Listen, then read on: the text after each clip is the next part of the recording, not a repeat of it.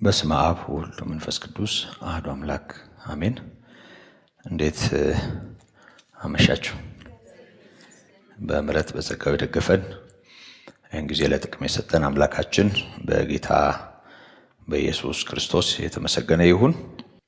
ባለፈው ሳምንት በነበረን ጊዜ በተለይ ያው እንደምታስታውሱት በኤፌሶን ምዕራፍ 4 ቁጥር 11 ላይ ተጽፈው ከምናገኛቸው መንፈስ ቅዱስ በጌታችን በኢየሱስ ክርስቶስ ከፍታ ወይም ደግሞ መክበር ምክንያት ለቤተ ክርስቲያን ከሰጣቸው ስጦታዎች መካከል 5ቱ የተጠቀሱበት ክፍል ነው። ሁለቱ በተለይ ሐዋርያነትና ነቢይነት በቤተ ክርስቲያን ምስረታ የቤተ ክርስቲያን መሰረት ጣዮች ወይም ደግሞ በየትኛውም ዘመን ላለችዋ ቤተ ክርስቲያን መሰረት የሚሆኑ አስተምህሮዎችን እንዲያደላድሉ ጌታ የመረጣቸው ሐዋርያትና በጊዜው የነበሩ በመንፈስ ቅዱስ ኃይል በትንቢት ያገለግሉ የነበሩ ነቢያት እንደነበሩ ከተካፈልን በኋላ በተለይ ስጦታ ነቢይነት ለብዙ የክፋት አሰራር ተጋላጭ ስለሆነ ሐሰተኛ ነቢያትንም በተመለከተ ደግሞ ጌታ ኢየሱስ ክርስቶስ በተደጋጋሚ ማስገንዘቢያና ማስጠንቀቂያም ስለሰጠ ሌሎቹም ደቀ መዛሙርትን ጨምሮ እንዲሁ በቅዱሳት መጻሕፍት በዚህ አገልግሎት ዙሪያ የተነገሩ ማስጠንቀቂያዎች ስላሉ ሐሰተኞችን እንዴት ልንለያቸው እንችላለን ለሚለው እንዲሁ መለኪያ የሚሆን ጌታ መስፈርት ያደረገውን ከፍሬያቸው ታውቋቸዋላችሁ ያለውን ጨምረን ትምህርታቸውና እንዲሁ ትንቢታቸው ካለመሆኑ ጋር ተያይዞ እግዚአብሔር ለእስራኤል ሕዝብ ከሰጠው መብት ጋር አያይዘን ሐሰተኞችን እንዲለዩ እንዲመዝኑ እርምጃ እንዲወስዱ ስለዚህ ይህን አይነት የጸጋ ስጦታ መለካትም መመዘንም መብታቸው በሆኑ በቅዱሳን ሕይወት ውስጥ እንዳለበትም ካየን በኋላ እንግዲህ መጨረሻ ላይ የተመለከትነው ያው ከዚህ ለመጠበቅ የሚረዱንን ነጥቦች ነበር። እንግዲህ ከዚህ በመቀጠል ወደ ቀጣዩ በሶስተኛ ደረጃ ወደ ተቀመጠው እንሻገራለን ብያችሁ እንደነበር ታስታውሳላችሁ። እሱን ነጥብ የምናይ ይሆናል። ጌታ ጸጋ በነገር ሁሉ ይብዛልን። አጭር ጸሎት እናደርጋለን። ቅዱስ አባታችን እግዚአብሔር በመከራ የወለድከን በልጅ በኢየሱስ ያቀረብከን ዛሬም ከኛ ጋር ያለ ሁልጊዜም እንደምትኖር እንደማትለየን የነገርከን ጌታችን ሆይ እናመሰግንሃለን። እስከ ዓለም ፍጻሜ ሁልጊዜ ከናንተ ጋር ነኝ ያልክ ዛሬም ከኛ ጋር ያለ በዘመናት ሁሉ ስፍራና ጊዜ ዘመን ሳይገድብህ ተስፋ ያደረጉህን ስትመራ፣ ስታገለግል፣ ስታስተምር፣ ስትጠቅም የምናውቅህ አባታችን ሆይ እናመሰግንሃለን። ዛሬም ካንተ መማር እንሻለን። የቃልህን ደጆች ክፈትልን። ታሪክ ለማስታወስ የተጻፈውን ለማነብነብ ሳይሆን ዛሬም ላለንበት ሕይወት በሚረባ መልኩ ካንተ የሆነውን የምንቀበልበት ጊዜ አድርግልን። ቃል የሚለቅሙ የሚያራቁቱ ድንዛዜ የሚሆኑ ጤናማው ምክርህን በመጋፋት የሚሰሩ ኃይላት በአንድ ሰው ላይ ተጽዕኖ ማድረግ እንዳይችሉ በጌታችን በኢየሱስ ክርስቶስ ስም ስራቸው የፈረሰ ይሁን። ጌታ ሆይ ስለምትሰማ እናመሰግንሃለን። በርቀትም ሆነው በዩቲዩብ ለሚከታተሉ ደግሞም በቴሌቪዥን በተለያየ ጊዜና ሰዓት ይህንን መልእክት ለሚሰሙ ሁሉ ጌታችን ሆይ ጸጋና ሰላም በክርስቶስ እንዲበዛላቸው እንለምንሃለን። ማንም ይትከል ማንም ያጠጣ እውነተኛ አሳዳጊ አንተ ነህ። ዛሬም አንተ ጉባኤው እንድታሳድግ እንለምንሃለን። ማንም እግዚአብሔር ሆይ በልዩ ልዩ ተጽዕኖ ውስጥ ሆኖ እንዳይሰማ ለቃልህ ተሸንፎ ሁሉም እንዲያዳምጥ አንተን በማክበር የተገለጠ እግዚአብሔር ሆይ መሰጠትም እንዲሆንልን እንለምንሃለን። እግዚአብሔር አባታችን ሆይ ይህን ስለምታደርግና ካንተ ጌታ ሆይ የሚጎድል ስለማይኖር እጅግ እናመሰግንሃለን፣ እናከብረሃለን። በጌታችን በኢየሱስ ክርስቶስ ስም አሜን። እንግዲህ የጸጋ ስጦታዎችን በተመለከተ ተመዝግበው ከምናገኛቸው የመጽሐፍ ቅዱስ ክፍሎች ኤፌሶንን ተቀዳሚ አድርገን እያየን ነው። ያው ቅደም ተከተል ከመቀመጡ ጋር ተያይዞ ማለት ነው።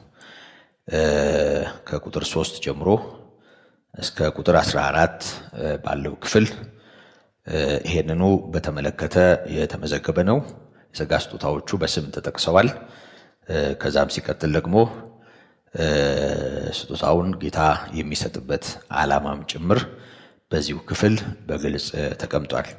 ከመጀመሪያ ቁጥር አንስቶ እናንተ አንብቡት እስከ ቁጥር 16 ባለው ክፍል ውስጥ ያለውን እንመለከታለን። እንግዲህ በስም ደረጃ በስያሜ ደረጃ ተቀምጠዋል። የመጀመሪያው ስፍራ ላይ ሐዋርያት፣ ከዛም ነቢያት፣ የወንጌል ሰባኪዎች፣ እረኞችና አስተማሪዎች እንዲሆኑ ሰጠ ነው የሚለው። እንግዲህ ሐዋርያና ነቢይ የሚለውን ነቢይ ብቻም ሳይሆን ትንቢትንም ጨምሮ በተወሰነ መልኩ ተመልክተናል ወይም አይተናል። አሁን በሶስተኛ ደረጃ የተቀመጠውን ወንጌል ሰባኪዎች ወይም ደግሞ ወንጌላውያን በሚል ቃል የሚታወቀውን ነጥብ እንመለከታለን።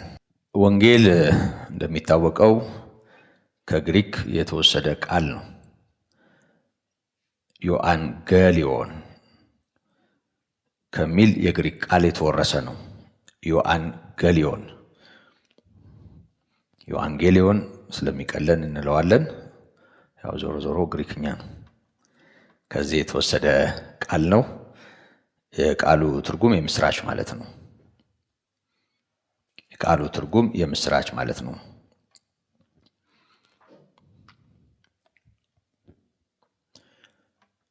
ወንጌል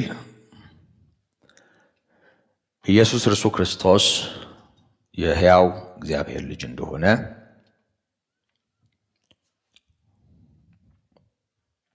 በሥጋ እንደተወለደ ወይም እንደተገለጠ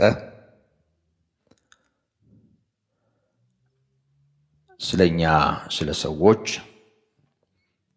ማለትም ስለ ኃጢአታችን እንደተሰቀለ እንደሞተና በሦስተኛው ቀን እንደተነሳ ያበስራል።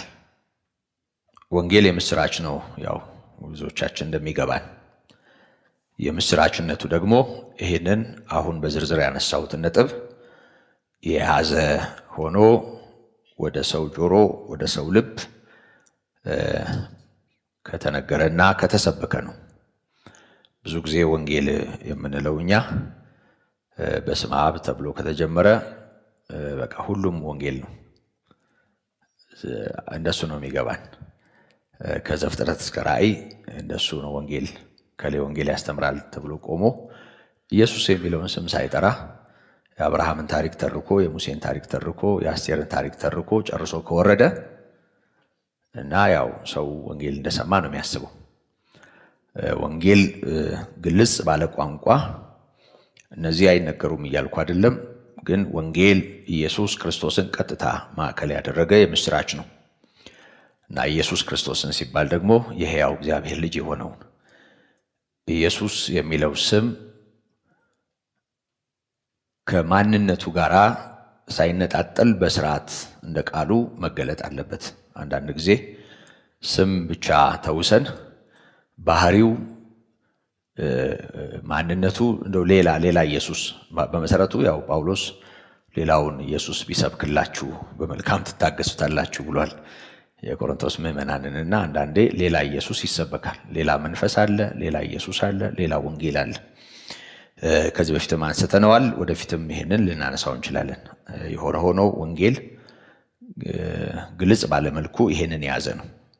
ሮሜ ምዕራፍ 1 ቁጥር 3 እና 4 ላይ ይሄንን በግልጽ ይነግረናል ሐዋርያው። የተለየለትን ወንጌል ባብራራበት ክፍል እግዚአብሔር አስቀድሞ ተስፋ ለሰጠው ለእግዚአብሔር ወንጌል ተለየው ይልና ሐዋርያ ሊሆን የተጠራ ጳውሎስ ብሎ ነው የሚጀምረው። እግዚአብሔር አስቀድሞ ተስፋ ለሰጠው ወንጌል ተለየው ይልና ይህም ወንጌል በሥጋ ከዳዊት ዘር ስለተወለደ እንደ ቅድስና መንፈስ ከሙታን መነሳት ስለተነሳ በኃይልም የእግዚአብሔር ልጅ ሆኖ ስለተገለጠ ስለ ኢየሱስ ነው ይላል። እና ኢየሱስ ማለት በሥጋ ከዳዊት ዘር የተወለደ ነው። እንደ ቅድስና መንፈስ ከሙታን መነሳት ተነስቷል። በኃይል የእግዚአብሔር ልጅ ሆኖ ተገልጧል። ስለዚህ ወንጌል የእግዚአብሔር ልጅ የሆነውን ደግሞ የሰው ልጅ የሆነውን ከዳዊት ዘር በመወለድ ሰውም አምላክም ማለት ነው በሌላ ቋንቋ። ይሄንን ያጓደለ ወንጌል አይደለም። ኢየሱስ እኛ ምን ሰብከው ከሐዋርያትም የተቀበልነው አባቶችም ሲነግሩ ሲሰብኩት የነበረው በወንጌላት ላይ በግልጽ የተገለጠው ወንጌል ማዕከሉ የሆነለት ኢየሱስ እርሱ ክርስቶስ ነው። እርሱ የሕያው እግዚአብሔር ልጅ ነው። እሱ በሥጋ በመገለጡ የዳዊት ልጅ ሆኗል። ስለዚህ ይሄ ጌታ ኢየሱስ ክርስቶስን ሙሉ ማንነት ማዕከል ያደረገ እውነት እና የምስራች ነው ወንጌል። ወንጌል እሱ ነው። ወንጌል የሚሰበከው ይሄ አሁን ያልኋችሁ ወይም አሁን የተናገርኩት ከጳውሎስ ሮሜ መልእክት ወይም ለሮም ሰዎች ከጻፈው ምዕራፍ 1 ቁጥር 3 እና ቁጥር 4 በመውሰድ ወይም ደግሞ ሙሉውን ወንጌል ማለት እንችላለን። የአዲስ ኪዳን መጽሐፍት የኢየሱስ ክርስቶስን የእግዚአብሔር ልጅነትም የሰው ልጅነትም የሚያስተምሩ ናቸው። ከዚህ የተነሳ ይሄን ማዕከል ያደረገው ወንጌል የምንሰብከው ለምንድን ነው? የምንናገረው ለምንድን ነው? ለመቧደን የኛ እምነት ይሄ ነው ብለን እኛ የቆምንለትን የቤተ እምነት ክሪድ ወይም ደግሞ የሃይማኖት መግለጫ እሱን ለማወጅ አይደለም። እነሱ እንደዚህ እኛ እንደዚህ ብለን ድንበርም ለማቆም አይደለም። ወንጌል የሚሰበከው ለሕይወት ነው፣ ለደህንነት ነው። ሰው ይህን ሲያምን ይድናል። ሰው ይህን ሲያምን ይድናል፣ ደግሞ ባያምን ይፈረድበታል።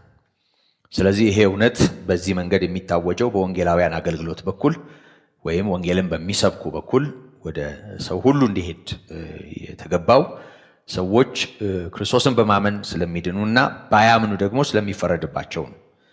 ማርቆስ 1:15 ማርቆስ 16 ቁጥር 15 እና 16 ወንጌል በእምነት የሚገኘውን የእግዚአብሔርን ጽድቅ ይገልጣል። እግዚአብሔር ለኃጢአተኛው ለወደቀው የሰው ልጅ ያስቆጠረውን ጽድቅ በእምነት የሚገኝ ጽድቅ አድርጎ እንዳቆመው ቅዱስ ጳውሎስ ነግሮናል። ሮሜ ምዕራፍ 3 ከቁጥር 21 ጀምሮ ሮሜ ምዕራፍ 1 ቁጥር 1 እና 2 ቁጥር 1 እና 2 እንዲሁም ገላትያ ምዕራፍ 3 ቁጥር 8 ይሄንን እውነት ይነግረናል። በማመን በኩል የሚገኘውን የእግዚአብሔር ጽድቅ የሚያውጅ እውነት ነው ወንጌል። ስለዚህ የእግዚአብሔርን ጽድቅ ይገልጣል ወንጌል። የእግዚአብሔር ጽድቅ ለሰው የተቆጠረ የእግዚአብሔር ጽድቅ በመሰረቱ የሰው አይደለም ጽድቅ። ይሄንን ትረዱታላችሁ አይደል? ወደኋላ አልመለስም፣ ወይም ደግሞ ያው ካነሳነው ርዕስ የተነሳ ዝርዝር ነገር ውስጥ ብዙ አልገባም። የሆነ ሆኖ ግን ወንጌል በእምነት የሚገኘውን እኛ በእምነት ነው የምንቀዳጀው ወይም የተቀዳጀ ነው ወይም ያገኘ ነው። እሱም የእግዚአብሔር ጽድቅ ነው። የእግዚአብሔር ጽድቅ ማለት ልክ የእግዚአብሔር በግ እንዳለው ዮሐንስ የዓለምን ኃጢአት የሚያስወግድ የእግዚአብሔር በግ እንዳለው ራሱ እግዚአብሔር በእኛ ምትክ ለእኛ ነጥብ እንዲያስይዝ፣ ለእኛ ነጥብ እንዲያስቆጥር፣ ለእኛ ሕይወትን እንዲያቀዳጅ በእኛ ቦታ ያቆመው የእግዚአብሔር ጽድቅ ነው እና እሱን የተረከብነው እኛ የራሳችን ያው የለንም። እንደሚታወቀው ነቢዩ ኢሳይያስ እንኳን ጽድቃችን ማነው ኃጢአታችን ጽድቃችን እንኳ እንደ መርገም ጨርቅ ሆኖብናል ያለው። ስለዚህ በእግዚአብሔር ዓይን የሰው ኃጢአት አይደለም፣ የሰው ድካምና ርኩሰት አይደለም፣ የሰው ንጹሕ የሚባለው ነገር እንኳ እንደ ቆሸሸ የመርገም ደም እንደነካው ጨርቅ ነው በእግዚአብሔር ፊት። ስለዚህ ሰው ጽድቅ የለውም፣ ጻድቅ የለም አንድስ እንኳ፣ አስተዋይም የለም አንድስ እንኳ፣ እግዚአብሔርን የሚፈልግ የለም አንድስ እንኳ፣ ሁሉ ተሳስተዋል፣ በአንድነት የማይጠቅሙ ሆነዋል ተብሎ እንደተጻፈ እግዚአብሔር ሁላችንንም አንድ ፋይል ውስጥ ነው ያስቀመጠን። የማንጠቅም በአንድነት ሆነናል።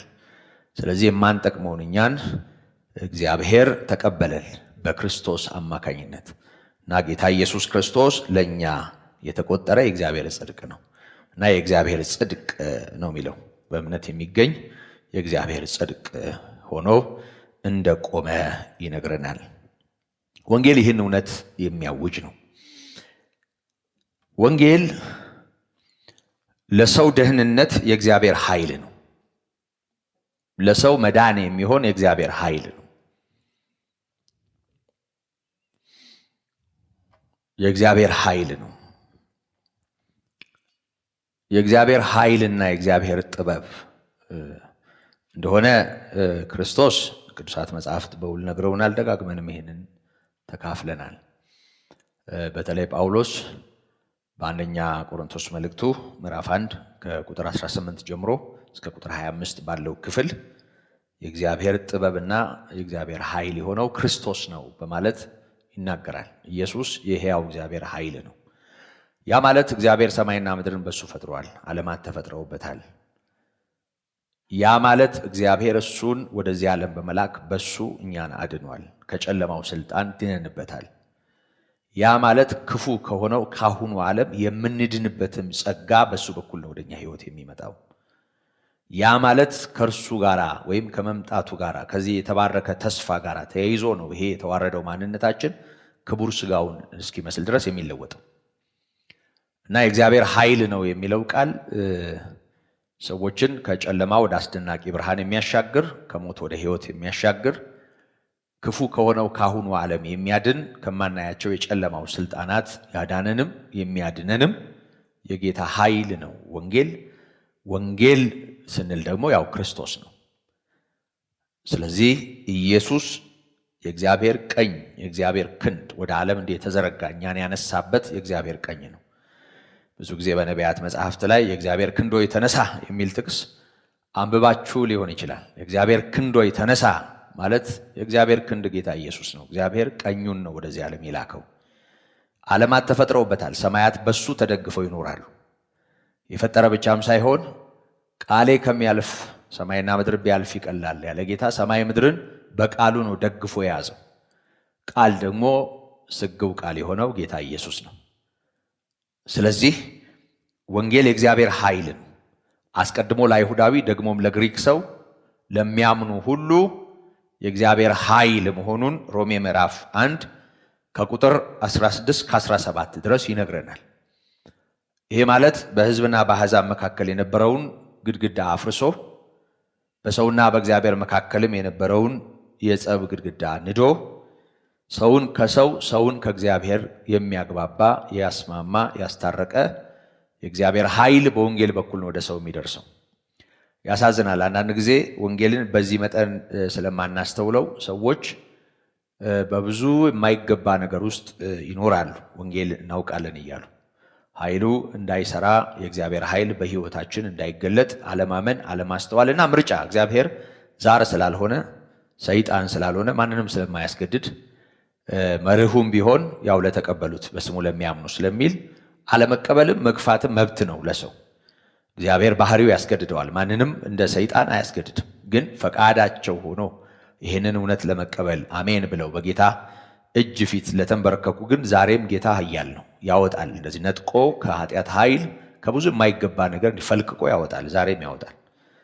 እንግዲህ ያዳነው ምስክር መሆን ይችላል ለጌታ አይደል? ዛሬም ያድናል ጌታ ኢየሱስ። አዎ ከኃጢአት ኃይል ያድናል፣ ከአጋንንት ያድናል። አዎ በሚገባን በማይገባን ሁኔታ ተተብትበን ከምንኖርበት የማይገባ ነገር ፈልቅቆ ያወጣል። እግዚአብሔር ሌላ መፍትሄ የለው። የምናስጠናው ፎርሙላ የለም። ይህን ያህል ዱብ ዱብ ብትል፣ እዚህ ጋር ብትንከባለል፣ እዚህ ጋር ብትወጣ፣ እዚህ ብትወርድ፣ እዚህ ጋር ብትሾልክ፣ እዚህ ጋር ብትወጣ ምንም የለንም። ኢየሱስ ለሁሉ ይሆናል። አዎ ለሚያምን የእግዚአብሔር ኃይል አስቀድሞ ለአይሁዳዊ ደግሞም ለግሪክ ሰው ለሚያምኑ ሁሉ የእግዚአብሔር ኃይልና የእግዚአብሔር ማዳን ነው እና ይሄንን ኃይል ሰው እንደቀላል ነገር ቆጥሮት ሌላ ሲስተም ማጥናት ይፈልጋል። ከሆነ ነገር ለማምለጥ የራሱን ሌላ ፕላን ያወጣል። እንደሱ የሚባል ነገር የለም። ስለዚህ የእግዚአብሔር ኃይል ለማዳን ነው። የጌታችን የኢየሱስ ክርስቶስ ወደዚህ ዓለም መምጣት ለዚህ ሁሉ ነገር ይሄንን ይዞ የሚሄድ ነው ወንጌል እና በጣም አቅመ ቢሱን ጌታ ኢየሱስ ያድንሃል፣ አይዞህ፣ እግዚአብሔር ለአንተ ዋጋ ከፍሏል፣ ስላንተ ጌታ ኢየሱስ ክርስቶስ ራሱን አሳልፎ ሰጥቷል፣ በሱ ብታምን ትድናለህ በማመንህ ብቻ። ከዛም ሲቀጥል ደግሞ በሕይወትህ ያለ የሚያስጨንቅ ካንተ ማንነት ጋር ተሳስሮ የሚጎትትህም ነገር ካለ አሁንም የጌታ ኃይል ነው የሚያድንህ። በቃ ወንጌል ማለት ይሄ ነው።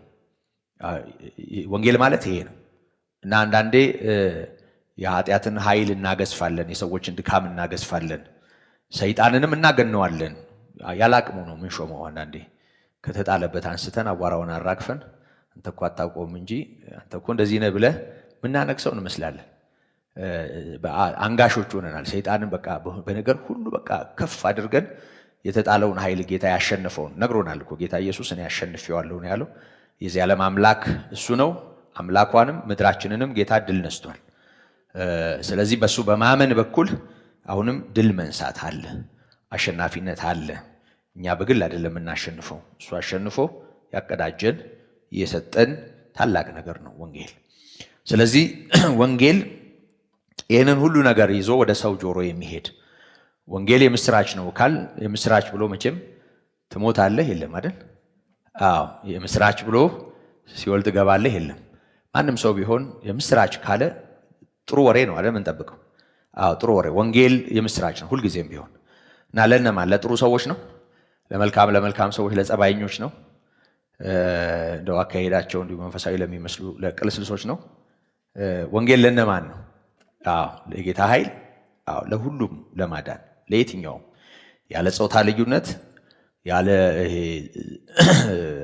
ብሔር ቋንቋ ልዩነት፣ ያለ አገር ድንበር ልዩነት ሁሉንም እግዚአብሔር ለማዳን ወደ ሰው ልጅ የላከው ብቸኛው ብርሃን ጌታ ኢየሱስ ነው። ይህንን ብርሃን የሚያውጅና ከፍ አድርጎ ሰዎች እንዲያዩበትና እንዲያዩት የሚናገር አገልጋይ ነው ወንጌላዊ። እና ወንጌል ይሄው ነው። ከዚህ ጋር በተያያዥነት ወንጌል ጌታን የሚመለከት የምስራች ስለሆነ የእርሱ ታሪክ የተመዘገበባቸውን ቅዱሳት መጻሕፍት ወንጌላት ብለን እንጠራለን። ወንጌላት ብለን ስንናገር ወንጌል ስለ ክርስቶስ የሚነገር የምስራች እንደመሆኑ የጌታችን የኢየሱስ ክርስቶስ ሕይወት የተመዘገበበት የጌታ ሙሉ ታሪክ ማለትም የሥጋዌ ታሪክ የተገለጠ እውነት የተመዘገበበትን መጻሕፍት ወንጌላት ብለን እንጠራቸዋለን። ወንጌላት ከሙሉ መጽሐፍ ቅዱሳችን በቀጥታ አራቱ ወንጌላት እንደሆኑ ብዙዎቻችን እናውቃለን። ማቴዎስ፣ ማርቆስ፣ ሉቃስና ዮሐንስ። እኛ ዝም ብሎ በተለምዶ ሁሉንም ወንጌል ነው የምንለው። አንዳንዱ ከዘፍጥረት ሊጀምር ይችላል። እና ወንጌላት እነዚህን አራቱን የጌታችን የኢየሱስ ክርስቶስን በአገልግሎት በምድር በሚታይ አካል ሲመላለስ በነበረበት ጊዜ ከብስራቱ ጀምሮ እስከ ዕርገቱ ድረስ የነበረውን ሁኔታ የመዘገቡ መጽሐፍትም ወንጌላት ተብለው ይጠራሉ። እና የወንጌል ሰባኪዎች ናቸው ወንጌላውያን። በሌላ ቋንቋ የወንጌል ሰባኪዎች ናቸው ወንጌላውያን። እና ወንጌላትን ስለመዘገቡ ሐዋርያትንም ወንጌላውያን ብለን እንጠራለን። ወንጌላዊው ቅዱስ ማቴዎስ፣ ማርቆስ፣ ሉቃስ፣ ዮሐንስ እያል ሐዋርያቱንም ጭምር ወንጌላውያን በማለት እንጠራለን። ይሄ ይታወቃል። ወንጌላውያን የሚለው ቃል ከሐዋርያቱ ቀጥሎ ከሐዋርያትና ከነቢያቱ ቀጥሎ እስከ ዛሬ ያሉ በልዩ ልዩ ስፍራ የሚኖሩ የሚያገለግሉ አገልጋዮችን ወንጌል ሰባኪዎችን ሁሉ ልንጠራ ወይም ሊጠቅስ ይችላል። ልንጠራባቸው እንችላለን። ወንጌላውያን ወንጌል ብለን ወንጌላውያን ወይም ደግሞ የወንጌል ሰባኪዎች ብለን ማለት ነው። ወንጌላውያን በስፍራ ሳይወሰኑ የክርስቶስን የማዳን ሥራ ወንጌልን የሚሰብኩ የምስራች ተናጋሪዎች ማለት ነው። ያለ ስፍራ ወሰን በየስፍራ ሁሉ ወንጌልን የሚናገሩ የምስራች ተናጋሪዎች ማለት ነው። ለጸሎትና ለቃሉ እየተጉ በእግዚአብሔር ጸጋ የሚደክሙ ሰዎች ናቸው። ለጸሎትና ለቃሉ እየተጉ በእግዚአብሔር ጸጋ የሚደክሙ ሰዎች ናቸው። በጌታ ጸጋ የሚደክሙ ናቸው። በጌታ ጸጋ የሚለውን አስምሩበት ሁል ጊዜም ቢሆን። ጳውሎስ በዚህ በአንደኛ ቆሮንቶስ መልእክቱ ምዕራፍ 15 ቁጥር 10 ላይ ከቁጥር 3 ጀምሮ የትንሣኤው ምስክሮች ስም ዝርዝር ያነሳል እና መጀመሪያ ለማን እንደታየ በኋላም እና መጨረሻ ላይ እንደ ጭንጋፍ ለመሆን ለኔ ታየኝ ይልና ከሁሉ ይልቅ ደከምኩ ይላል። ማለት ከሌሎች ሐዋርያት በተለየ ሁኔታ በጣም አገልግሏል ጳውሎስ እንደምታውቁት። እንደሱም የጻፈም የለም እና እግዚአብሔርን ስለሱ እናመሰግናለን። በጣም እግዚአብሔር ያጀገነው፣ እግዚአብሔር ያበረታው፣ እግዚአብሔር የደገፈው ደቀ መዝሙር ነውና ከሁሉ ይልቅ ደከምኩ ይልና ግን በእኔ ያለ የእግዚአብሔር ጸጋ እንጂ እኔ አይደለሁም ይላል። ስለዚህ የበረታ ካለ አንዳንድ ጊዜ በሰው ዓይንና በሰው ቋንቋ እናየውና እግዚአብሔርን እንሸፍነዋለን። ታስታውሳላችሁ ዩቶር ለሙሴ የመከረው ምክር። ሙሴ በጣም በሚገርም ሁኔታ ያንን ሁሉ ሰው ይዳኝ ነበር ቆሞ እና ዝም ብለን እንደ ሰው ስናየው፣ እንደውም ይሄ አሁን በዘመናዊ ዓለም ላለ ማኔጅመንት እንደ መርህ የሚቆጠር ምክር ነው። የዩቶር ምክር እንደ መርህ ነው የሚቆጠረው። መጽሐፍ ቅዱስ የማያምኑ እንኳ ከዚህ ጨለፍ አድርገው ከታላቁ መጽሐፍ ብለው ዝም ብለው ስለ አስተዳደር መዋቅር እሱን ይናገራሉ። እና እንግዲህ ቀደምትም ስለሆነ ከኢየሱስ ልደት 1500 ዓመት ማለት ቀደም ብሎ ማለት ነው የሙሴ ዘመን። እና ዩቶር የመከረው ምክር አንተ ቀን ሙሉ የሁሉ ሰው አንተ ጋር እየመጣ አንተም ትደክማለህ፣ ሌላውንም ታደክማለህ እና በየክፍሉ እኮ ሰዎች ብትሾም ሽማግሌዎችን እነሱ ተካፍለው ያንተን ችግር አንተም ታርፋለህ፣ ሰውም ያርፋል ብለው መከሩት። ግን በጣም የሚገርመኝ ነገር በዚህ ታሪክ ውስጥ እግዚአብሔር በሱ ላይ ካስቀመጠው ነው መንፈስ ለነዛ ያካፈለው እና ድሮም እሱ አልነበረም ማለት ነው ያን የሚሰራው።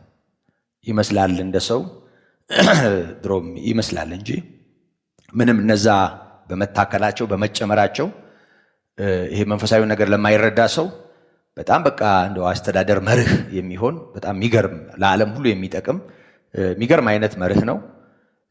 ግን በመንፈሳዊ ዓይንና እግዚአብሔር በሚሰራበት አሰራር ስናየው ግን እግዚአብሔር ነበረ፣ ሙሴ አልነበረም። ያ ሁሉ ሕዝብ የተሸከመው ሙሴ አልነበረም። እና አሁንም ብርታትና ጉልበት እግዚአብሔር ነው። አንዳንዴ ያው ስጋ ስለሚታይ በቃ የሰው ጀግንነትም ስለሚመስለን ክሬዲቱንም ለሰው ስለምንሰጥ እግዚአብሔር የበለጠ ጸጋውን እንዳያበዛ እንቅፋት እንሆናለን እና እያበዛን በቃ ብዙ በቃ እንደደከመን ለወንጌል እንደዛል በቃ አቅም እንደሌለን መብላት መጠጣት እንዳልቻል በቃ ሰው ሁሉ የደረቀው ከንፈራችንን እንዲያይልን እንፈልጋለን። እና ስንመጻደቅ ከጸጋው ስለምንወጣ አይቻልም፣ አትችልም፣ ምንም ነገር አይቻልም። እግዚአብሔርን ስራ በስጋ አይቻልም እንዳይመስል። ስለበላን ስለጠጣን ጥሩ እንቅልፍ ስለተኛን ጉልበታም ስለሆን በስጋ ያለን አቋም እና ጤንነት ጤናማ ስለሆነ እግዚአብሔርን አናከብረው። እግዚአብሔር በራሱ መንፈስ በራሱ ጸጋ የሚከብር የከበረ አምላክ ነው። ይሄ ሁሌ መረሳት የለበትም እንጂ አሁን ጉልበት ጠፍቶ ነው እንደ ጳውሎስ ጉልበታም ይመስላችኋል? በዚህ ሁሉ ሩጫው ውስጥ እንደውም ሲታይ እኮ እዚህ ግባ የሚባል ሰው አይደለም። ንግግሩ ኃይለኛ ነው እንዲሁ ሲያዩት ግን ተብሏል። እና ያ ጸጋ ከየት መጣ ብለን ስናይ ከሰጪው ጋር ነው የሚገናኘው። እና እግዚአብሔር ነው የጸጋ ሁሉ ባለቤት። እና ይሄ ጌታ በእውነት በዚህ ሰው ሕይወት ያስቀመጠው የእግዚአብሔር ስራ እንዲከናወንም ለዛ የሚሆን ኃይል ሰጥቶታል። ነግሮናል እኮ አንደኛ ጢሞቴዎስ ምዕራፍ 1 ቁጥር 13 ላይ ለአገልግሎቱ ሾሞኝ አለ ታማኝ አድርጎ ስለቆጠረኝ ኃይል የሰጠኝን ጌታዬን አመሰግናለሁ ይላል። ታምኖ መገኘት ነው ከሰው የሚጠበቀው። እግዚአብሔር ደግሞ ራሱ ታማኝ አድርጎ ይቆጥራል። በመሰረቱ ታማኝ አድርጎ ስለቆጠረኝ ነው ያለው። የጠራው እሱ እንደው በራሱ ጸጋ ሐዋርያውን ታማኝ አድርጎ ቆጠረውና ኃይል ሰጠ። ስለዚህ በዛ ኃይል እና በዛ ጥበብ ነው ያ ሁሉ ጉዞ ያ ሁሉ ጽሑፍ ይሄው እኛ ድረስ የደረሰ ትውልድ ሁሉ የተሸነፈበት በጣም አስገራሚ የጌታ እውነት ወደኛ የደረሰውና የበራው እሱም በጠራው በእግዚአብሔር ኃይል ነው። ይሄንን መንፈሳዊ አቅምና መንፈሳዊ ኃይል እንዳንተካው መጠንቀቅ ያስፈልጋል። በሰው ብልጠትም እንዳንተካው በእኛም አቅም እንደሆነም እንዳናስብ። ለማንኛውም ወንጌል በእግዚአብሔር ኃይል ነው የሚሰበከው። የእግዚአብሔር ኃይል ለማዳን እንደሆነ እንዲሁ ለማገልገልም በእግዚአብሔር ጸጋ በርትቶ ለመሮጥም ተክቶ ለመገኘትም ከብዙ የሥጋ ድካም አምልጦ ለመቆምም አስፈላጊ ነው፣ የግድም ነው። አለበለዚያ ሰው በኃይሉ ችሎት አይበረታም። የወንጌላዊ ትኩረቱ ዋና ትኩረቱ ያልዳኑ ወይንም በዓለም ውስጥ ያሉና የጠፉ በየትኛውም ጽንፍ ያሉ ሰዎች ሊሆኑ ይችላሉ። ወንጌላዊ ወንጌል ሰባኪ ሁልጊዜ አይኖቹ ምስራች የሚያስፈልጋቸውን ወደ ወንጌል ብርሃን ያልመጡትን እውነት ያልገባቸውን ሰዎች በትኩረት ያያል።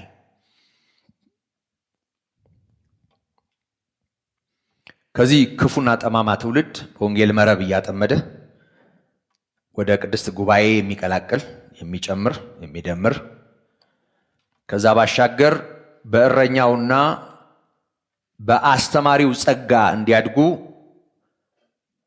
የሚያቀርብ አገልጋይ ነው ወንጌላዊ።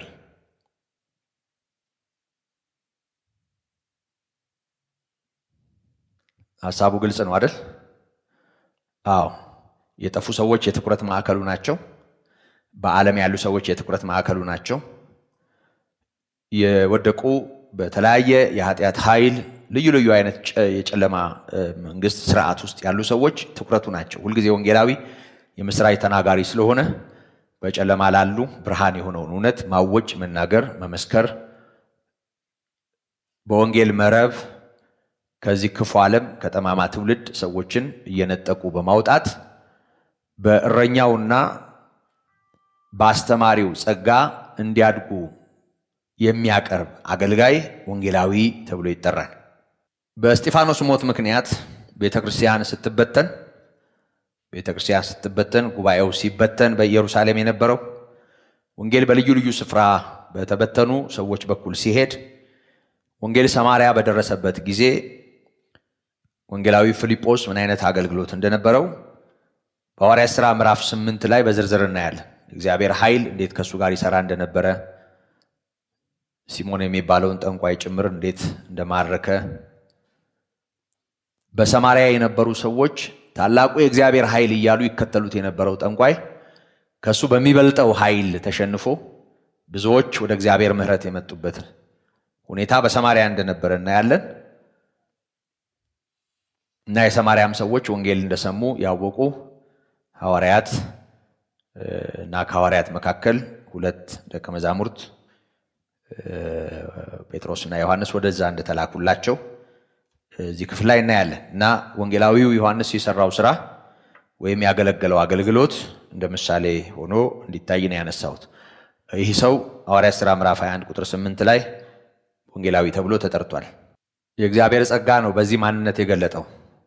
ይሄ ወንጌላዊ ማን እንደሆነ ታስታውሳላችሁ? ከሰባቱ መካከል የነበረ ሰው ከሰባቱ መካከል የነበረ ሰው ነው። ሰባቱ ማለት ሐዋርያት ሥራ ምዕራፍ 6 ላይ ከነ እስጢፋኖስ ጋር ከተመረጡት መሃል የነበረ ነው። እግዚአብሔር ጸጋ ግን በሚያስገርም ሁኔታ በሱ ሕይወት ይሰራ ነበር። ወንጌላዊ የነጣውን የሚያይ የነጣውን አዝመራ የነጣ አዝመራ ማለት ለመሰብሰብ ወደ ጎተራ ለመጨመር የተዘጋጀ ማለት ነው። ቡቃያ ገና ከታች በሚበቅልበት ጊዜ በጣም አረንጓዴና ለም የሆነ ነገር ይታያል። እንደምታውቁት ያደገ እየገነተረ እየጠነከረ መጥቶ የያዘውን ሰብል ይዞ ደግሞ የመታጨጃ የመሰብሰቢያ ጊዜው ሲደርስ ደግሞ ያ ሁሉ አረንጓዴ የነበረው ይነጣል አይደል? አዎ። የገብስ የስንዴ አዝመራዎችን መንገድ ላይ ብታዩ መጀመሪያ አካባቢ የነበረው አረንጓዴ የሆነው ሜዳውን እንዲህ እንደ ስጋጃ ሆኖ አልብሶ የምታዩት ልክ የመሰብሰቢያው ወራት ሲያልፍ ክረምቱ እንዲህ ያለፈ ፀሐይ ከወጣ በኋላ ፀሐይ ሐሩር እያገኘ ይነጣል። ያ ማለት በጊዜው ገበሬው አጭዶ ካልሰበሰበው ይረግፋል፣ ከንቱ ይሆናል ማለት ነው። ስለዚህ ያ እንዳይሆን የነጣው አዝመራ ተሰብስቦ ወደ ጎተራው እንዲገባ የሚያደርግ በዚህ ምሳሌ ነው ጌታ ኢየሱስ ራሱ የተናገረውና የነጣውን አዝመራ ተመልከቱ። ይሄ የተባለበትን ጊዜ ታስታውሳላችሁ። ዮሐንስ 4:35 ላይ ጌታ ኢየሱስ ክርስቶስ በዛች አንዲት ሴት ምክንያት የሰማርያ ሰዎች ግልብጥ ብለው ከመምጣታቸው ጋር ተያይዞ በዙሪያው ለነበሩ ደቀ መዛሙርት የተናገረው የነጣውን አዝመራ ተመልከቱ። እና የነጣውን አዝመራ ማለት ለመሰብሰብ የደረሰ ለሕይወት በሚሆን ማንነት ወደ እግዚአብሔር ልጅ መንግስት ለመፍለስ ለተዘጋጀው ሕዝብ ትኩረት ሰጥተው የወንጌልን አገልግሎት የሚያደርሱ ናቸው። ወንጌላዊ በእግዚአብሔር ፊት የጸሎት ርዕሱ ወይም አጀንዳው ከሚሆኑ ነገሮች አንዱ የመከሩ ጌታ የመከሩን ሰራተኞች እንዲጨምር እዚህ ሉቃስ 10:2 ላይ እንደተመዘገበው መከሩ ብዙ ነው፣ ሰራተኞች ጥቂቶች ናቸው። አሁንም በዓለም ላይ ያለው መኸር ብዙ ነው ማለት ወንጌል የሚያስፈልገው የምስራች የሚያስፈልገው በመሰረቱ ያልዳነው ጠቅላላ፣ በጨለማው ስልጣን ስር ያለው ጠቅላላ፣ በክርስቶስ ያልሆነው ጠቅላላ፣ ወንጌልን ያልሰማው ጠቅላላ፣ ያላመነው ያልተፈወሰው ጠቅላላ የኢየሱስ ክርስቶስ ወንጌል ያስፈልገዋል። እና በዛ አይን ስናየው ወንጌላውያን በዓለም ላይ ብዙ ናቸው ወይ? በየቤተ ክርስቲያኑ በየጉባኤው ይህንን በማገልገል የሚተጉ ሰዎች ብዙ ናቸው ወይ ብለን ስናይ በጭራሽ። እንደውም ከመኸሩ አኳያ ስናየው እንደሌሉም ነው መቁጠር ያለብን። በጣም የሚገርመው ነገር መኸሩ ብዙ ነው፣ ሰራተኞች ጥቂቶች ናቸው ያለው ጌታ ኢየሱስ መሆኑን እንዳረሳ ያኔ ጌታ ደቀ መዛሙርትን በመረጠበት ጊዜና ሰዓት ያለው መሆኑንም እንዳረሳ ይሄ ጌታ ጸልዩዋል። ይህንንም ኃላፊነት ጭምር ለደቀ መዛሙርቱ ሲሰጥ እናያለን። ስለዚህ የነጣውን አዝመራ ማየት ለነጣው አዝመራ የሚሆን ሰራተኞችን ጌታ እንዲጨምር መለመን፣ መጸለይ የማይነጣጠሉ ነገሮች ናቸው። ወንጌላውያን እንደ በግ በተኩላ መካከል ለመሄድ በጌታችን በኢየሱስ ታምነው የሚጨክኑና የሚጀግኑ ናቸው። በተኩላ መካከል የአየር ሁኔታ እያየን ዛሬ መቻል አይመችም፣ ልክ ነው፣ ልክ አይደለም፣ አደጋ አለ የለም፣ ፈተና አለ የለም ብለን መሬት የምንመርጥበት ቦታ የምንመርጥበት አይነት ልብ በጭራሽ ለወንጌላዊነት አይሆንም። እንደሱ አይነት አገልግሎት የለም በወንጌላውያን ሕይወት ውስጥ። ጌታ ኢየሱስ እንደሱ ነው ያላቸው፣ እንደ በጎች በተኩላዎች መካከል እልካችኋል።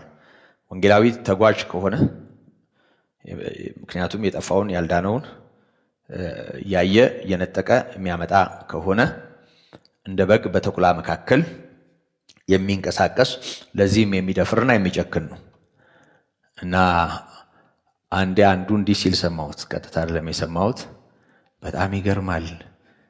እዚህ ቦታ እኮ እንዲያገለግል ጋብዤው እዛ መብራት የለምና በጣም የገረመኝን ነገር ልንገርህ ብሎ አወራ እና እዛ ሀገር መብራት የለምና እንደወረደ ቡናና ማኪያቶ የለም እና እኔ ማኪያቶ ሱሰኛ ነኝ፣ እንደው ማኪያቶ እዛ የለም አልኛል እና እንደዛ ማለቱ ብዙም ባይገርመኝ ምርጫው ግን አልነበረም ለአገልግሎት።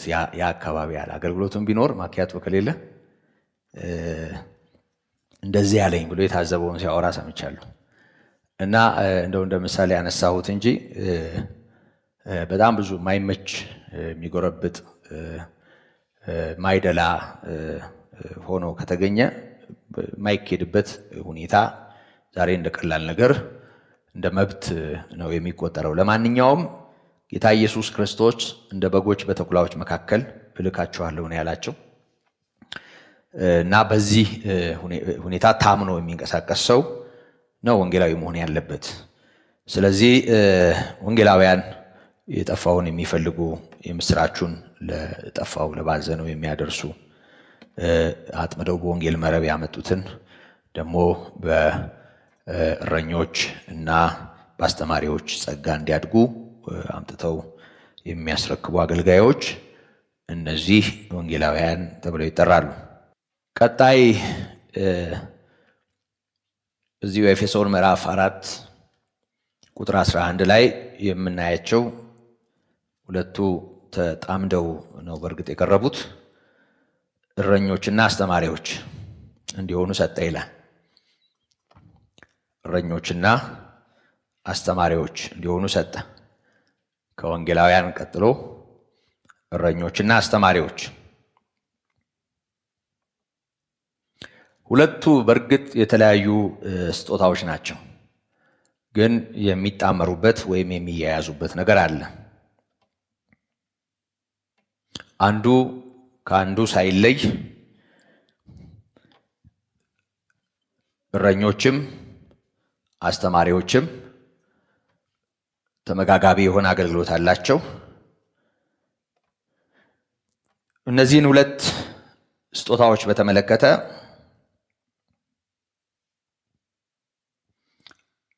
ከላይ ወይም በዚሁ ክፍል ደግሞ ዝቅ ብሎ ባሉት ቁጥሮች ውስጥ እንደምናየው የእግዚአብሔርን ልጅ በማመንና በማወቅ ወደሚገኝ አንድነት ሰዎችን ለማምጣት እና የተቀደሱ አገልግሎቶችን መልካም የሆኑ አገልግሎቶችን ለማድረግ እና በእምነት ወይም ደግሞ በመንፈሳዊ ዕውቀት ሕፃናት የሆኑ ሰዎችን ለመንከባከብና ለማሳደግ የሚሆኑ ስጦታዎች ናቸው።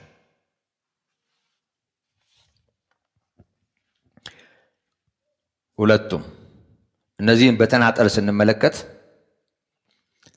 እረኛ ይሄ በሌላ ቋንቋው ማን ነው? ፓስተርስ አይደል? ፓስተሮች። ፓስተር የሚለው ቃል ለእኛ እንደ ፎቢያ ነው። እኛን የሚሳደቡ ሰዎች መንገድ ላይ ፓስተር ሲሉ ሰማል። ፓስተር ስድብ ነው፣ ሙልጭ ያለ ስድብ። በተለይ ያው በሌላ መጠርጠር ለማንፈልግ ሰው ፓስተር ጴንጤ ምናምን ማንወደው ነው አይደል? አዎ ፓስተር እረኛ ነው አቻ ቃሉ፣ ወይም እረኛ ማለት ነው በሌላ ቋንቋ፣ እንግሊዘኛ ስለሆነ ነው። ትምህርተ ኖሎት ይሉታል እኛ ቤት። ኖላዊ ማለት እረኛ ማለት ነው። ትምህርተ ኖሎት አንዳንዴ በቃል አይደለም ምንጣላው ምንታረቀው፣ በቃል እኮ ነው በፊደል። እና አሁን ትምህርት ቤት ቴዎሎጂ ኮሌጅ ፓስቶራል ኬር የሚባል ኮርስ ወስደናል። እና ፓስተር መባል ግን በጣም ይከብደናል። ለማንኛውም ፓስተር በሉን እያልኩ አይደለም።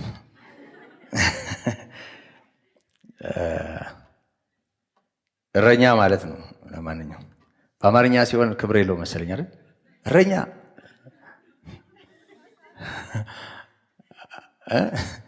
አዎ፣ በቃላት ነው የምንሸዋወደው ያልኩት ለዚህ ነው። እና አሁን ፓስተሩን አንተ እረኛ ብትዩ የሰደብሽው ነው የሚመስለው። እረኛ ደህና ኖት? እረኛ ወይም ፓስተር ወይም ኖላዊ የእግዚአብሔርን መንጋ ለመመገብና ለመንከባከብ መንፈስ ቅዱስ ብቁ ያደረጋቸውን ሰዎች ያሳያል። አንዳንዴ ትምህርት ነው ብቁ የሚያደርገን አይደል? አሁን በየቤተ እምነቱ በደንብ ቴዎሎጂ የተማረ የመጀመሪያ ዲግሪ ያለው ሰው ለፓስተርነት ሊመረጥ ይችላል። እና አንዳንዶች ዲግሪ ስላላቸው ማስተርስም ስላላቸው ፓስተር መሆን እንዳለባቸው ያስባሉ። ፓስተርም እንደሆኑ ይናገራሉ። እረኛ አድርገው ራሳቸውን ይቆጥራሉ። ግን በጣም መርሳት የሌለብን ነገር የመንፈስ ቅዱስ ስጦታ ብለን ነው እየተማርን ያለ ነው። መጽሐፉ እንደዛ ነው የሚላቸው። ስጦታዎች ናቸው እነዚህ። በትምህርት ሊዳብሩ ሊያድጉ ይችላሉ እንጂ ሰጪው የሕያው እግዚአብሔር መንፈስ ነው። ይሄ መርሳት የለብንም። የእግዚአብሔርን መንጋ ለመመገብና ለመንከባከብ መንፈስ ቅዱስ ብቁ ያደረጋቸውን ሰዎች ያመለክታል። የጌታ መንፈስ በዚህ ጸጋ ያቆማቸውን ሰዎች መንጋውን መጠበቅ፣ መመገብ፣ መንከባከብ ነው ስራቸው። ያ ማለት ትኩረታቸው የዳነውን ወይም ደግሞ ከጨለማው ስልጣን አምልጦ በወንጌሉ መረብ ተስቦ ቤተክርስቲያን ውስጥ ያለውን የመንከባከብ፣ የመጠበቅ፣ ከልዩ ልዩ የስተት ትምህርት፣ ልዩ ልዩ አደጋ የመጠበቅ ኃላፊነትን ነው እረኝነት የሚያመለክተው። እና ጌታ ኢየሱስ ክርስቶስ እንደነገረን መልካም እረኛ ከተኩላ ይጠብቃል፣ ራሱን አያሰማራም። እና ያመኑቱ እረኛቸውን ያወቁቱ ክፉ ከሆነ ነገር ሁሉ እንዲጠበቁ ይሰራል። በአግባቡ ተገቢውን እንዲመገቡ ያግዛል። ዝም ብለው አሰስ ገሰሱን በልተው እንዳይታመሙ። ሰዎች ብዙ መጋቢዎች አሏቸው በዚህ ዘመን። ሰው ትምህርት አይመርጥም፣ አስተማሪም አይመርጥም።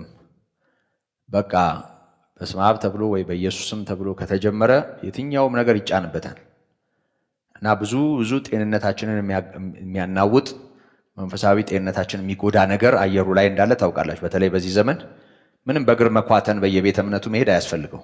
ጓዳችን ድረስ መኝታችን ድረስ ትምህርቶች ይመጣሉ እና እነዛ ትምህርቶች ሁሉ የሚጠቅሙን ላይሆኑ ይችላሉ እና እረኛ በአግባቡ ተገቢውን ነገር እንዲመገቡ በማድረግ ተገቢ ካልሆነ ነገር እንዲጠበቁ የሚሰራ ነው። የመንጋው ሕይወት ተንከባካቢ ከሆነ ይሄ እረኛ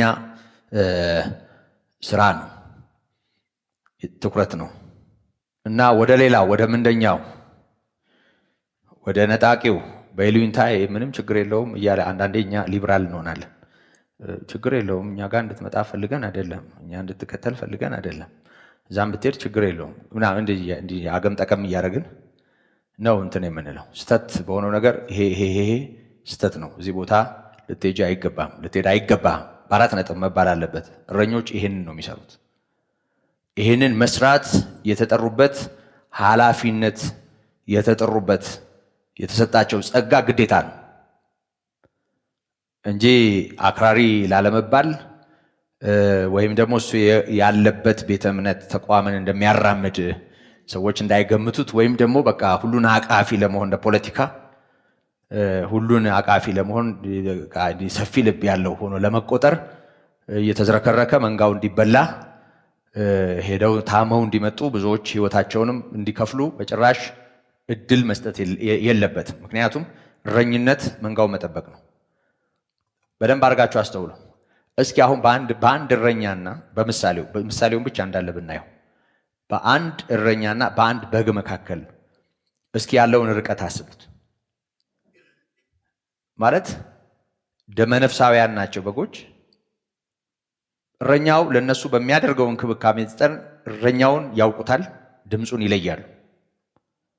ደመነፍሳዊ ነው እውቀታቸው እና እረኞች በጎቻቸው ሌላ እርሻ ገብተው ሲቃርሙ እንዳይቀለጠሙ፣ ተኩላ መጥቶ እንዳይነጥቃቸው፣ ልዩ ልዩ አደጋ እንዳይደርስባቸው ሙሉ ኃላፊነት እረኛው ላይ ነው የሚወድቀው እና እረኛ እየተንከባከበ መንጋው ጤነኛ ነገር ኖሮት እንዲያድግ የሚሰራ ነው። እረኛው የሚያዝን በመከራ በችግር ጊዜ የሚያጽናና ግዴለሾችን ዓለማውያን በመሆን የሚሳቡትን ሰዎች የሚገስጽ የሚቆጣ ወደ መስመር እንዲገቡ እንዲስተካከሉ ለመንጋው ጤናማ የሆነውን መረጃ የሚሰጥ እውነተኛ የሆነውን የሚያስገነዝብ ብቻም ሳይሆን እውነተኛ የሆነውን አጥብቀው እንዲይዙ የሚያስጠነቅቅ ሊሆን ይገባዋል። ለዚህ የሚሆን ጸጋ ደግሞ እግዚአብሔር ይሰጠዋል። ምክንያቱም ስጦታው የመንፈስ ቅዱስ እንደሆነ እየተማርን ነው። አይሰሙኝም፣ አያምኑኝም፣ አይቀበሉኝም ሙሴ እንደሆነው ታስታውሳላችሁ። የሙሴ መሰረታዊ ችግር የነበረው እግዚአብሔር ነው እያናገረ ያለው። ይመኑት አይመኑት እግዚአብሔር ያውቃል። ፊት ለፊት የቆመው እግዚአብሔር እያናገረ ያለው እግዚአብሔር ነው የሚያውቀው። ግን አያምኑኝም፣ አይሰሙኝም። ሄጄ እንደዚህ ብላቸው ምን አላከህም ቢሉኝ ምን እላቸዋለሁ እያለ ከእግዚአብሔር ጋር ይሟገት ነበር። መጨረሻ ላይ እግዚአብሔር ምንድን ነው ያደረገው? ምልክት ለራሱ አሳየው አይደል? እስኪ ያስከውን በትር ጣላለው፣ ጣለ። አንሳለው፣ ሊሮጥ ቃጥቶት ነበር፣ አነሳ። እስኪ እጅህን ወደ ብብት ጨምራለው፣ ጨመረ። ከዛ በኋላ አውጣለው፣ አወጣ።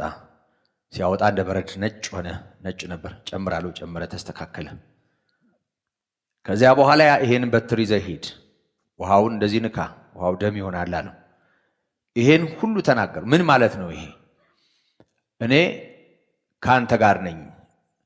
የምትደመጥበት ሞገስ፣ የምትደመጥበት ኃይል። እንደውም እዛ ላይ ዲዳስ ደንቆሮ ማድረግን ያደለሁም ይለዋል። ወረድ ብሎ እኮ እግዚአብሔር በእነዚህ ምልክቶች ሲያሸንፈው ምትልከውን ላክ ብሏል። እኔ ጭራሽ አልሄድም አለ። አሮን ከሱ ጋር እንዲሄድ የመደረጉ ምክንያት የሙሴ አለማመን ነው። ይሄን ታውቃላችሁ። እና በዚህ ሁኔታ ውስጥ የምናየው እግዚአብሔር እዛ ዘጸአት 4 ላይ በግልጽ እናየዋለን። እግዚአብሔር ማንነቱን ያሳየው እና ለአገልግሎት አቅም የእግዚአብሔር ማንነት ማየት ነው። እሱ ከተጋረደብን አቅመ ቢሶች ነን። አንዳንዴ ይውላችሁ ሰዎች ይገዝፋሉ አይምሯችን ላይ። ሰዎች ትልቅ ስፍራ ይይዛሉ። ዕውቀታቸው ሊሆን ይችላል፣ ኑሯቸው ሊሆን ይችላል፣ የህይወት ልምዳቸው ሊሆን ይችላል፣ ገንዘባቸው ሊሆን ይችላል፣ ሀብታቸው እንደው ቅብርር የሚሉበት የሆነ ምድራዊ ነገራቸው ሊሆን ይችላል። እሱ ከምንሰብከው ወንጌል በላይ ሚዛን ደፍቶ እንደዚህ ተቆልሎ አይምሯችን ላይ ያምነኛል አያምነኝም። አንዳንዴ ደግሞ እኛንና እሱን ነው የምናነጻጽረው።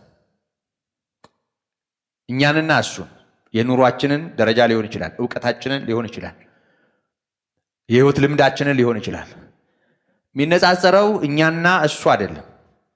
እኛን የላከንና በጨለማው ስልጣን ስር ያለው ዓለም ውስጥ ያለው እንዲህ ነው በትይዩ መታየት ያለበት እንጂ እኛና እነሱ አይደለም። እኛና እነሱ ከሆነ እሱ ሌላ መለኪያ ሊወጣለት ይችላል፣ ሌላ ሚዛን። አደገኛ ነው። አንዳንዴ በራሳችን መጠን ስለምናየው በጣም ብዙ ሰዎች ይቸገራሉ በዚህ። በመሰረቱ ሳሙኤልንም ቢሆን ብላቴና ነኝ አትበል ሲለው እግዚአብሔር ያለ ምክንያት አይደለም። ልጅ ነኝ አትበል እኮ ነው አይደል? ጳውሎስ ወጣቱ ጢሞቴዎስን ማንም ታናሽነትን አይናቀው ይለዋል። አይናቀው ይለዋል እና የሚናቅ አይደለም። ሰው በእግዚአብሔር ኃይልና በእግዚአብሔር ጸጋ ከወጣ የትኛው ባለጸጋ፣ የትኛው ምሁር፣ የትኛው ኃይለኛ ያይላል በጌታ ላይ። ሰው የፈለገ ቢገዝፍ እኛ ውስጥ ያለው ከሁሉ በላይ ነው። እናንተ ያለው በዓለም ካለው ይበልጣል ተብሎ ተጽፏል። ደግሞ ዓለምን የሚያሸንፈው እምነታችን፣ በዓለም ያለውን የሚረግጠው በእኛ ውስጥ ያለው ነው እንጂ እኛ አይደለን። እና እንታለላለን፣ ሰዎችን እናገዝፋለን። ከጌታ በላይ ሞትን ድል ካደረገው በላይ ገዳይ ይታየናል። ነፍስንም ስጋንም ገሎ ገሃነም መጨመር ከሚቻለው በላይ ምንም ማድረግ የማይችሉ አንዳንዴ እንደውም እኮ ገዳይንም መፍራት እኮ እሱም አንድ ነገር ነው። እሺ ስለሚገል ነው። ምንም አንዳንድ በህይወታችን ውስጥ ምንም ነገር መጨመር መቀነስ የማይችሉ ሰዎች ወንጌል ሲባል አይምሯችን ላይ ከፍ ይላሉ። ከወንጌል በላይ እናከብራቸው። ምንም እኮ ላያረጉ፣ ላይጨምሩ፣ ላይቀንሱ፣ ኑሯችንንም ላይነኩት፣ ምንም ላያረጉ፣ እንኳን ምንም ላያደርገን ይቅርና ሊገል የሚችል እንኳ ቢሆን እንደ በጎች በተኩላዎች መካከል የላከ እሱ ነው ተጠያቂው። ኃላፊነት የሚወስድ እሱ ነው። ምን ማለት ነው? እንደ በጎች በተኩላዎች መካከል ነው ምልካችሁ ማለት ምን ማለት ነው? ይሄ በምን ዋስትና ነው የሚኬደው? ስለዚህ የእግዚአብሔር ሥራ በእግዚአብሔር ኃይል ስለሆነ የሚሆነው ራሳችንንና የምናገለግለውን እያነጻጸርን በዚህ አይነት ደካማ ህሊና የምንወጣ ከሆነ ማንንም አንጠቅምም። እንዲሁ በጥፍራችን ምን ይሄድ እያልኩ አይደለም፣ እንታበይም እያልኩ አይደለም። ከጸጋው በታች ከኃይለኛው ከእግዚአብሔር እጅ በታች ራሳችንን ዝቅ አድርገን በጸጋው ታምነን እንውጣ ነው። በእኛ መካከል አንዳንድ ጊዜ እንደዚህ ይሆናል፣ ፉከራ ይሆናል። የግል ይመስል ይፉከራ ይሆናል። አንዳንድ ሰዎች እንትን ነው ምን አንተ ጉልበት ቢኖር ምን አፈር ነህ አንተ ምን ትረባለህ ምናምን ይላል። እና በቃ ይሄ በቃ ኮራ ብሎ በቃላት በሐሳብ እንዲህ አይሎ ምናምን ብሎ መናገርም ቶን ጨምሮ መናገርም ብሎ መናገርም እሱ አይደለም። ማየል ማለት እሱ አይደለም። በጌታ ጸጋ ቅዝቅዝም አድርገህ ተናገረው። ጸጋው ካንተ ጋር ካለ ይገዛል። እኔ በጣም በህይወቴ የምቀናባቸው ሁለት ሰዎች በታሪኬ ውስጥ አስታውሳለሁ። በተለይ አንደኛው አማርኛ በስርዓት መናገር የማይችል ልጅ ነው። እልም ያለ ገጠር ውስጥ የኖረ ሰው ነው። አርባ ምንጭ ከዛም አልፎ እልም ያለ ገጠር ውስጥ አማርኛውን በግድ ነው የምታዳምጡት። እና እኛ ወደ ወንጌል በመጣንባቸው ወቅቶች ወደ ወንጌል የመጣ ሰው ነው። አረሳውም፣ በጣም አረሳውም። እሱ ወደሚሰራበት ቦታ የመጣ ሰው ጠቅላላ ይጠመዳል። አንዳንዴ ከኔ ጋር ያገለገለውን አገልግሎት ለኔ እንደ ምስክርነት ሲያወራኝ እኔ እሱን ለመስማት በጣም ተቸግሬ ነው ማደምጠው። አማርኛው ስብስብ ያለ ስለሆነ የገጠር ስለሆነ በደንብ አይጠራ ስላልሆነ እኔ ተቸግሬ ነው ማደምጠው። እና በዚህ ንግግሩ ነው ይሄ ሁሉ ሰው ጌታ የሚቀበለው ወደ ክርስቶስ የሚመጣው። በጣም ነው የሚገርመኝ። ለካ የሚሰራው ምላስ አይደለም፣ የጌታ ጸጋ ነው። የጌታ ጸጋ ነው። ይሄን መርሳት የለብንም። የንግግር ፍሎ አይደለም፣ የንግግር አቅም አይደለም፣ የኛ ምላስ አይደለም፣ የኛ ቶን አይደለም። አንዳንዱ ወንጌል ሲባል ዝም ብሎ ሰላማዊ ወሬ ሲያወራ ቆይቶ እስቲ ቃል አካፍል ብላችሁ መጽሐፍ ቅዱስ ብትሰጡት ያችን ከያዘበት ሰዓት ጀምሮ ቶኑ ሁሉ ይቀየራል ማለት ይጀምራል። በቃ እንቀባባዋለን። በቃ በራሳችን በሆነ ነገር አርቲስቲክ አድርገን ለሰው አይምሮ ድራማ እንሰራለን። እሱ አይደለም፣ በጭራሽ እሱ አይደለም። የእግዚአብሔር ጸጋ እና እግዚአብሔር እረኛው መንጋዎቹን እንዲገስጽም እንዲናገርም መስመር እንዲያስይዝም እግዚአብሔር የሚባል አምላክ አለ። ለዚህ አገልግሎት የሚጠራ ራሱ እግዚአብሔር ሞገስ ይሰጣል። እግዚአብሔር መደመጥን ይሰጣል። የላከን ነው የሚሰራው። እኛ መታዘዝ ብቻ ነው የሚጠበቅብን። ለማንኛውም በእግዚአብሔር ኃይል የሚያስጠነቅቅ የሚገስጽ ወደ እውነተኛው ነገር ሰዎች እንዲመጡ የሚያስተምር ብቻም ሳይሆን በአቋም ሰዎች ከትክክለኛው ነገር ጋር እንዲቆሙ የሚያዝ ነው የሚሆነው እረኛው። እና ስልጣኑ ከሰማይ ነው። ይሄ መረሳት የለበትም። ሰማያዊ ስልጣን። ጌታ ኢየሱስን ታስታውሳላችሁ አይደል? እዛ የተራራውን ስብከት ሲጨርስ ማቴዎስ 7 የመጨረሻው ሐረግ የመጨረሻው ቁጥር ላይ እንደ ጻፎቻቸው ሳይሆን እንደ ባለስልጣን ይናገራቸው ነበር ይላል። እና ደግሞ ብዙዎች ይህን ሁሉ ነገር በምን አይነት ስልጣን ነው የሚያደርገው የሚናገረው ብለው ይገረሙ ነበር ሲሰሙት። ይሄ ዝም ብሎ ባካችሁ እያለ እንዲህ እየተለመጠመጠ አይደለም። እውነትን በፍቅር በደንብ ይነግራቸው ነበር። እንደ ባለስልጣን በመመሪያ ነው ሲነግራቸው የነበረው እንጂ እንዲህ አገም ጠቀም እያለ መቼም እናንተ እኔ ከእናንተ አላውቅምና መቼም እናንተ የተማራችሁ ናችሁ፣ እኛ እንደሱ ነን። አንድ ትምህርት ክፍል እያለሁ አንድ አገልጋይ ጋበዝኩኝ። እዛ ያሬድ ቅዱስ ያሬድ ትምህርት ክፍል ሰብሳቢ ነበርኩና እዛ እኔ ነበርኩ መምህራን ምጋብዘው። እሱን ጋበዝኩት። ከሰዋስወ ብርሃን ቅዱስ ጳውሎስ ነው የመጣው። አሁንም ቤተ ክህነት ይሰራል። እና ሲመጣ መጀመሪያ ያው ብዙ ጊዜ እንደምለው በስመ አብ ብሎ ጀመረና ራሱን ሙልጭ አድርጎ ሰድቦ ማይረባ መሆኑን ተናግሮ ጀመረው። እኔ ባረባም ቀስሙኝ በገማጣ አህያ የሚመጣ ማር እንደሚባለው ማለት ነው። እና ገማጣ መሆኑን ተናግሮ እና መቼም ደህና እንጨት ሲታጣ ይመለመላል ጎባጣ እንዲሉ አበው አለ። እና እኔ ለዚህ ምረባ ባይሆንም እንደው አለ በትህትና ጀመረው። እና ስብከቱን ሲጨርስ ደግሞ ጥሩ ነው ያገለገለው። አገልግሎቱ በጣም ጥሩ ነበረ።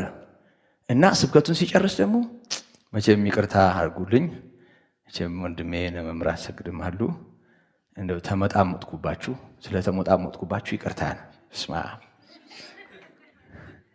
በእውነት ነው የምላችሁ በጣም ውስጤ መንፈስ የተበሳጨ እና ስንወጣ ምን ማለት ነው? እሺ የመጀመሪያ ይሁን መጨረሻ ላይ ስለተመጣጣጥኩባችሁ ምን ማለት ነው? ወንጌል መሞጣሞጥ ነው ምን ማለት ነው አሉ።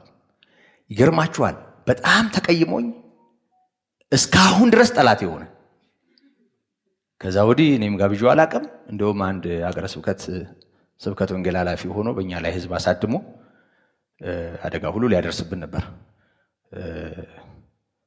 እና በቃ በዚህ ምክንያት ብቻ ምን ማለት ነው ወንጌል ሰብኩት ስለተሞጣሞጥኩባችሁ ምን ማለት ነው ይባላል እንዴ? ይሄ ነውር አይደለም እንዴ ስላልኩት እና እንደዚህ ትህትና በሚመስል ሁኔታ እንዲህ መሆንም አይደለም መወጣጠርም አይደለም። በእግዚአብሔር ጸጋና ኃይል እውነታውን በማስታወቅ ማገልገል ነው አገልግሎት። ያ ደግሞ በጌታ ጸጋ ነው የሚሆነው እና ንግግራችን በጣም ስለሚያምር አይደለም። ጥሩ ነው፣ የንግግር ችሎታ መልካም ነው። አንደበተ ርቱዕ መሆን መልካም ነው። ምንም ያው እሱም ከተፈጥሮ ወይም ደግሞ ከእግዚአብሔር ስጦታ ጋር ነው የሚገናኘው። ግን የወንጌል ኃይል ከዚህ ሁሉ ያልፋል። እሱም መርሳት የለብንም። የወንጌል ኃይል የእግዚአብሔር ኃይል ለማዳን ነው ተብሎ ነው የተጻፈው። የወንጌል ኃይል በቃ ሳይሸቃቀጡ ጥርት ያለውን ጌታ ኢየሱስን መስበክ ነው የወንጌል ኃይል። እሱ ነው የሚያድን፣ እሱ ነው የሚታደግ እንጂ ሌላ አይደለም። እና ፓስተሮች ወይም ደግሞ እረኞች ወይም ደግሞ ኖላውያን የሆኑ ኖሎቶች፣ እረኞች፣ በዚህ ጸጋ የሚያገለግሉ ሰዎች ስልጣናቸው ከእግዚአብሔር ነው። በዚህ ኃይል እንደሚያገለግሉ አውቀው የሚያገለግሉ ናቸው። ለእያንዳንዱ ግድ የሚለው እና ለእያንዳንዱ የሚደክም ነው ኖላዊ ወይም ደግሞ እረኛ። በአንድ ጉባኤ ብዙ እረኞች ሊኖሩ ይችላሉ። ብዙ እረኞች ሊኖሩ ይችላሉ በአንድ ጉባኤ። እንዲህ አይነት ጸጋ እግዚአብሔር በልባቸው ያስቀመጣቸው ብዙ ጊዜ እኛ አሁን በተለመደው አሁን ባለው ዓለም አሰራር በቃ ፓስተር ከተባለ አንድ ሰው፣ እረኛ ከተባለ አንድ ሰው አንድ ቤተክርስቲያን መጋቢ እና አንድ ቤተክርስቲያንን በእንዲህ አይነት ሁኔታ የሚያገለግል አገልጋይ ነው። እንደሱ ነው የሚታሰበው። ግን እንደሱ አይደለም። ለማንኛውም ሌሎቹን ስለምመለስባቸው ከዚሁ ከእረኛው ጋር ተያይዞ ያሉትን ሐሳቦች ልጨርስና ላገባድ። በአንድ ጉባኤ ብዙ እረኞች ሊኖሩ ይችላሉ። በአደባባይ ወይም ደግሞ በእንዲህ በመድረክ ወይም ደግሞ ቀጥታ ለማስተማር ብዙ እንዳስተማሪ ወይም ደግሞ እንደሌላው ሰው አቅም ላይኖር፣ እንደ ወንጌላዊው አቅም ወይም በዛ መጠን የግድ ሰባኪዎች መሆን ላይጠበቃባቸው ይችላል። ግን ለማስተማር መብቃታቸው ግን አስፈላጊ ነው። ምክንያቱም እረኝነት መቼም በግ ስትጠብቅ ዱላ ትይዛለህ ወይም ደግሞ ጅራፍ ይያዛል አይደል? በእኛ ሀገር ይያዛል። በጎች በዛ በዚህ ሸንቆጥ እየተደረጉ መስመር ይይዛሉ። በእኛ ደግሞ ይሄ እረኛ ቀድሞ በሚሄድበት በጎች በሚከተሉበት ባህል ውስጥ ደግሞ ያው ያላቸው አታችመንት ነው በጎቹን የሚያስከትላቸው። ስለዚህ ድምፁን ይሰማሉ፣ እሱ ይሄዳል ፊት፣ እነሱ ይከተሉታል። ምናልባትም ዋሽንት ሊኖረው ይችላል እና በእንዲህ አይነት ሁኔታ በበጎቹ ፊት ለፊት ይሄዳል። ታዲያ እረኛ፣ መንፈሳዊ እረኛ በምንድን ነው መንጋውን የሚጠብቀው? በምንድን ነው መስመር የሚያስይዘው? በምንድን ነው አቅጣጫ የሚያስይዘው የሚያቀናው ብለን ስናይ ያለ እግዚአብሔር ቃል አይሆንም። ቃሉን መያዝ አለባቸው። የእግዚአብሔር ቃል መመገብ የሚችሉ ቢሆኑ መልካም ነው፣ መሆንም አለባቸው ለማስተማር የሚበቁ።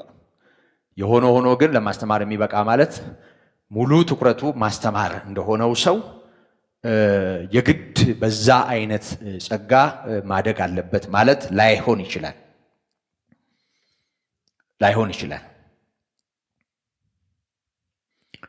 በጥቅሉ የእረኝነት ስራ የመግዛትና የመቆጣጠር አገልግሎት ነው።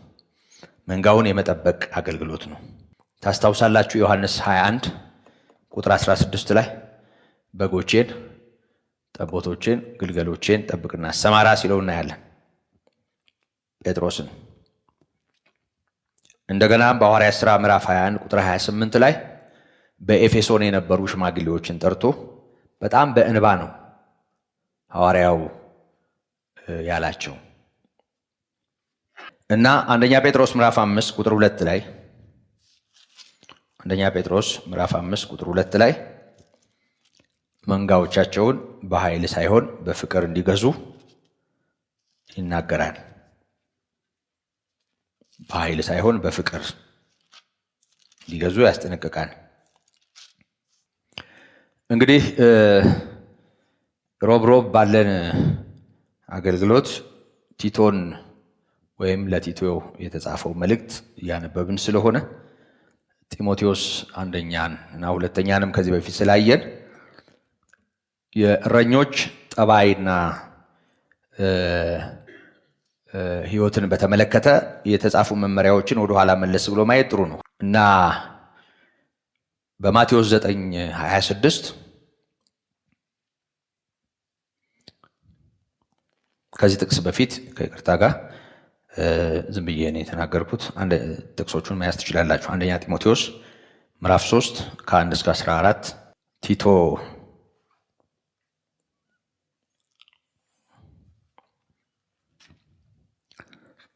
1 ከ1 እስከ 9፣ ማቴዎስ 9:36 ላይ ጌታችን ኢየሱስ እረኞች እንደሌላቸው በጎች ተወዝብዘው አይቶ አዘነላቸው ይላል እና እረኛ የተቅበዘበዘውን በማየት የሚያዝን ለተቅበዘበዘው የሚሆን ልብ ያለው የተቅበዘበዘውን በተለያየ ሁኔታ ሊጠመድ የሚችለውን ወደ መስመር በማስገባት የሚንከባከብ ዋና ትኩረቱ የሰዎች ሕይወት የሆነ በዚህ ዙሪያ እየጸለየ በጌታ ጸጋ የሚያገለግል አገልጋይ ነው እረኛ። ጌታ ጸጋ ይብዛልን ይብዛላችሁ። ሰዓቴ ተገባዷል። እንጸልያለን።